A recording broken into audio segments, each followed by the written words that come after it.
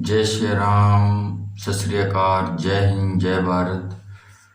मैं आज आपको भारत के वैज्ञानिक दृष्टिकोण के बारे में बताऊंगा कि भारत का वैज्ञानिक दृष्टिकोण कितना प्राचीन है, कितने हजारों साल पुराना प्राचीन है भारत का दृष्टिकोण। और भारत की जो सभ्यता है वो विश्व की सबसे प्राचीन सभ्यता है और कितनी वैज्ञानिक है।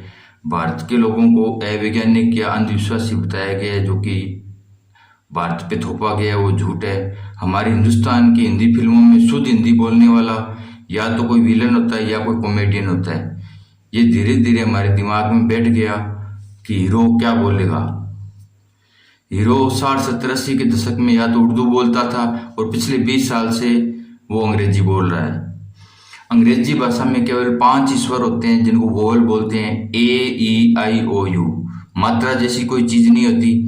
संस्कृत विश्व की सबसे पुरानी भाषा है और संस्कृत ही एकमात्र भाषा है जिसकी व्याकरण संपूर्ण है। और संस्कृत और विश्व की एक ऐसी भाषा है जिसमें कहीं भी गाली नहीं है और ऐसी कोई भाषा नहीं है जिसमें गाली नहीं हो। और संस्कृत की इन्हीं खूबियों की वजह से ही मतलब कंप्यूटर भी संस्कृत भाषा की वजह से चलता है। और संस्कृत देवताओं की भाषा कही गई, इतनी पवित्र और शुद्ध भाषा है, इसका व्याकरण संपूर्ण है और किसी भाषा का व्याकरण संपूर्ण नहीं है। और इसी संस्कृत भाषा से हमारी वैज्ञानिक भाषा हिंदी निकली है। हिंदी भी एक वैज्ञानिक भाषा है। आजकल जो इंग्लिश बोलते हैं उनको बहुत ही स्टैंडर्ड और बहुत ही फॉरवर्ड माना जाता है, लेकिन जो जैसे हिंदी की उन लोगों को असलियत पता नहीं है हिंदी कितनी वैज्ञानिक है। जैसे हम बोलते हैं क, ख, ग, घ, तो देखो क आगे से आ रहा है, ख पीछे और पीछे जा रहा है, ग और पीछे जा रहा है, घ और पीछे जा रहा है, वो गले से निकल रहा है और पीछे जा रहा है। तो इस तरह वैज्ञानिक भाषा है। उसके बाद जैसे आगे एक उदाहरण और देता हूं मैं, जैसे अपने बोलते हैं त, थ, द, अणे, त, थ, द। तो ये क्या सारी दांत से बोली जा रही है, हमारी जीभ दांत को टच कर रही है, दांतों को टच कर रही है। फिर प, फ, ब, मैं, ये अपने होठों से बोली जा रही है। इस तरह इनका स्थान है एक हिंदी भाषा का, हिंदी भाषा के जो अक्षर हैं उनका एक निश्चित स्थान है। तो इसलिए हिंदी एक वैज्ञानिक भाषा है और हम पे ये थोपा गया है और हमें समझाया गया है कि हम अनसाइंटिफिक थे, हम अवैज्ञानिक थे, हम अंधविश्वासी थे, लेकिन ये कभी भी सत्य नहीं था। तो हमारे को ये हमारी जो आने वाली पीढ़ी है उसको पता चले कि हमारी सभ्यता क्या थी, हमारी संस्कृति क्या थी, और जो युवा पीढ़ी है उसको पता चले कि हम अवैज्ञानिक नहीं है, हम साइंटिफिकली हैं, हमारी हिंदी भाषा साइंटिफिक है।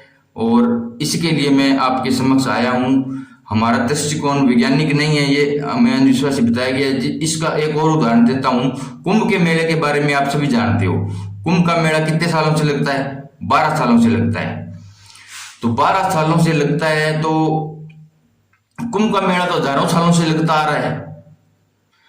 कुंभ का मेला 12 सालों से क्यों लगता है? क्योंकि जो बृहस्पति ग्रह है, बृहस्पति ग्रह जिसको इंग्लिश में जुपिटर बोलते हैं, वो एक चक्कर 12 साल में पूरा करता है, एक चक्कर। फिर वो अपनी खुद फिर एक राशि में आता है 12 साल बाद। तो ये हमारे भारतीय जो पंचांग है, भारत के जो ऋषि मुनि थे, जो वैज्ञानिक थे, उनको आज से हजारों साल पहले पता चल गया था। और नासा तो अब पिछले 1950 में नासा बना है, उसका जन्म 1950 के बाद हुआ है नासा। उससे पहले क्या कुंभ का मेला नहीं लगता था? हमारे पंचांग बता देते थे ना। तो यही बात कह रहा हूं कि जो बृहस्पति ग्रह है उसके चक्कर के बारे में ये जो जितनी भी स्पेस एजेंसी है, सबसे पुरानी स्पेस एजेंसी अमेरिका की नासा है, तो वही 1950 के बाद में उसका जन्म हुआ, उससे पहले नहीं हुआ। मेरे कहने का मतलब ये है। एक मजेदार बात और बताता हूं आपको मैं भी। सूर्य ग्रहण और चंद्र ग्रहण है वो कब लगता है? ये हमारे टीवी पे या अखबार में या मोबाइल पे या रेडियो में हम सुनते हैं। तो ये जब लगना होता है तो गवर्नमेंट टीवी पे इन पे अपनी सूचना देती है। तो ये टीवी वगैरह इनको आए हुए तो 50 साल के आसपास हुए। उससे पहले क्या सूर्य ग्रहण और चंद्र ग्रहण का क्या पता नहीं चलता था क्या? नासा ने तो 1950 में नासा का जन्म हुआ है, तो हमारे भारत में तो पहले पता चलता था। जैसे 1916 में अल्बर्ट आइंस्टीन ने ग्रहों के बारे में जाना था 1916 में। 1920 में एडिसन हेबल एक वैज्ञानिक हुए थे जिन्होंने ब्रह्मांड के बारे में एक थ्योरी दी थी। 1897 में जे थॉमसन ने इलेक्ट्रॉन की खोज की और बताया कि परमाणु सबसे छोटी इकाई नहीं है, परमाणु से भी छोटी इकाई इलेक्ट्रॉन है। और 1633 में गैलीलियो को फांसी दे रहे थे क्योंकि उसने क्या कहा था कि सूरज पृथ्वी का चक्कर नहीं लगाता बल्कि पृथ्वी सूरज का चक्कर लगाती है, इसलिए उसको क्या है गैलीलियो को फांसी दे रहे थे। यानी 1633 से अब अपने 2022 में गिने तो मतलब 400 साल के आसपास, जहां तक ये विश्व के वैज्ञानिक 400 सालों में जहां पहुंचे है ना, वहां हम तो हजारों साल से, हमारा पंचांग तो युधिष्ठिर के जमाने से चल रहा है। युधिष्ठिर जब महाभारत का युद्ध हुआ था, महाभारत के युद्ध को भी अब नासा के वैज्ञानिक सच मानते हैं क्योंकि जो हुआ था कुरुक्षेत्र में वो रक्त सिंचित भूमि थी, और रक्त सिंचित भूमि में रेडियम होता है, रेडियम जो अंधेरे में चमकता है। तो नासा के वैज्ञानिक हमें प्रूव करेंगे कि अभी हमारा महाभारत, हमारे युधिष्ठिर से हमारा युद्ध हुआ था, वो तो ऐसे प्रूव करते हैं हमारे को, क्योंकि जो जिस भूमि में रक्त से जो सिंचा जाए उसमें रेडियम बनता है। रेडियम एक तो प्राकृतिक होता है और कृत्रिम रेडियम इस हिसाब से अपने आप पैदा हो जाता है, मतलब रक्त सिंचित भूमि से। तो ये बात है, इसी हिसाब से इन्होंने तो 400 साल लगे और हमारे तो हजारों साल, 400 साल चलकर हमारे बराबर पहुंचे हैं ये। हम तो हजारों साल पुराने, हमारा पंचांग तो युधिष्ठिर के जमाने का है और जो का त्यों चल रहा है। यह कोई तर्क नहीं है, यह एक वैज्ञानिक बात है। फिर भी हम हिंदुस्तानियों को समझाया जाता है कि हम अवैज्ञानिक हैं, हम अनसाइंटिफिक हैं, ये हमारे को ऊपर थोपा जाता है। तो आज से 50 साल पहले जिस चीज का मजाक उड़ाया जाता था, ठीक आज उस मजाक का उल्ट हो रहा है। 50 साल पहले कहते थे गाय के गोबर से खेती करते हैं, आदमी चांद पर पहुंच गए और आप गाय के गोबर में बैठे हो। और आज क्या कह रहे हैं, ऑर्गेनिक फार्मिंग करो, जैविक खेती करो। 50 साल पहले हम भारतीयों का मजाक उड़ाया जाता था कि आप जड़ी बूटी फल पत्तियां खा के कोई इलाज होता है, इनसे थोड़ी ठीक होगा, अच्छी नई नई दवाएं लो। आज क्या कह रहे हैं कि आयुर्वेदिक लो, होम्योपैथिक लो, आयुर्वेदिक और होम्योपैथिक से इलाज हो रहा है, केमिकल नहीं खाएंगे। आज से केवल 50 साल पहले ये कहते थे कि पेड़, भारत हम क्या कहते थे कि पेड़ों को रक्षा करो, जंगलों की रक्षा करो, पहाड़ों की रक्षा करो। तब हम भारतीयों को बेवकूफ कहा जाता था, हमारे मजाक उड़ाया जाता था भारतीयों का कि ये बहुत बेवकूफ हैं। लेकिन अब पूरा विश्व क्या कह रहा है कि प्रकृति की रक्षा करो। जो हमने कहा था, जिसका हमारा मजाक उड़ाया गया था, सब कुछ वैसे का वैसा सही होता जा रहा है। अब एक बात और आपको बताऊंगा जिसका बहुत मजाक उड़ाया गया। भारत में यह कहा जाता था कि ज्ञान प्राप्त करना है तो ध्यान लगाओ। संत महात्मा गुफा में या जंगल में जाके अपना ध्यान लगाते थे और ज्ञान प्राप्त करते थे। तो विदेशियों ने इस बात पर कभी ये कैसे संभव है, ध्यान जाकर ध्यान लगा कर कैसे ज्ञान प्राप्त किया जा सकता है, ये तो हो ही नहीं सकता, ये तो बेवकूफ है, ये तो अंधविश्वासी है। लेकिन अब जिस रूप से आप मेरे को सुन रहे हो, आपके हाथ में एक डिवाइस है। जैसे आपको मैं एक और तरीका बताऊं कि जैसे आपको न्यूयॉर्क में जाके न्यूयॉर्क का अखबार पढ़ना है तो उसके दो रास्ते हैं।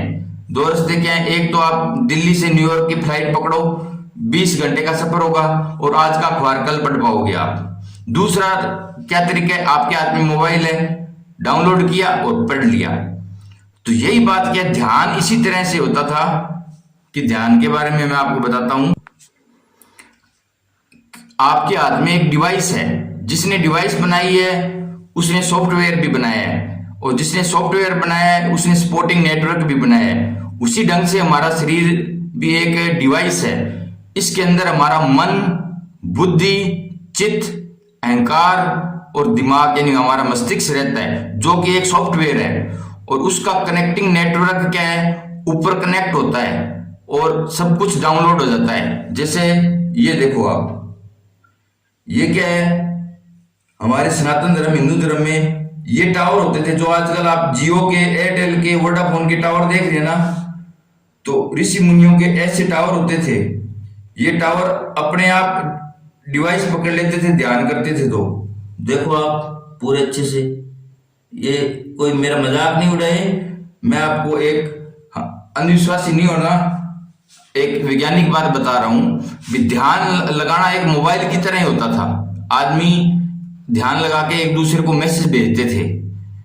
इसी से ये फोन से जिससे आप मेरे को देख रहे हो, मेरा मैसेज सुन रहे हो, मेरी वीडियो सुन रहे हो, तो ये चीज है। भारतीय सभ्यता संस्कृति अंधविश्वासी नहीं है, बहुत एडवांस थी, आज के वैज्ञानिकों से बहुत एडवांस थी, एडवांस है और एडवांस रहेगी। अंत में मैं यही कहूंगा कि हम हिंदुस्तानी विश्व की सबसे ज्यादा यंगेस्ट नेशन है। यंगेस्ट नेशन का मतलब हमारा हिंदुस्तान पूरे विश्व का सबसे युवा देश है, यह सत्य बात है। एक सत्य बात और क्या है कि हमारी सभ्यता संस्कृति विश्व में सबसे प्राचीन है और हमारे हिंदुस्तान का गौरवशाली भूतकाल है और एक शानदार भविष्य हमारा इंतजार कर रहा है, जो हमारी प्रतीक्षा कर रहा है। एक पंक्ति कहकर मैं समाप्त करूंगा। गौरवशाली था भूत, भविष्य भी महान है, अगर संभाले आप जो वर्तमान है। जय श्री राम, सत श्री अकाल, जय हिंद, जय भारत। एक बार रिपीट और कर देता हूं, अच्छा शायर है।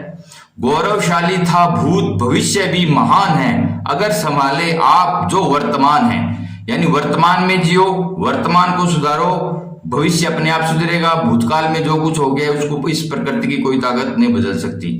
जय हिंद, जय भारत, जय श्री राम, सत श्री अकाल।